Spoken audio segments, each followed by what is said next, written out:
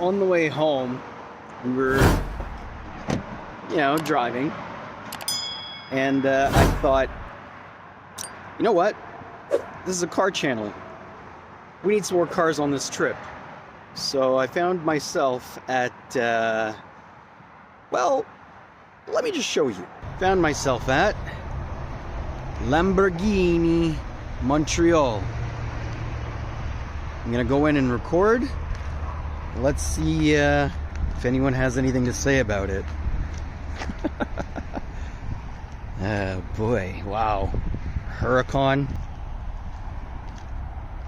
Wow, I love this spec. Green with the green inserts. Alcantara. Alright, let me go in, talk to someone, and see what they have to say. So the receptionist said it's okay, just no touching. Which is fine because I don't have the kind of money to touch anyway. Wow. Which one is this?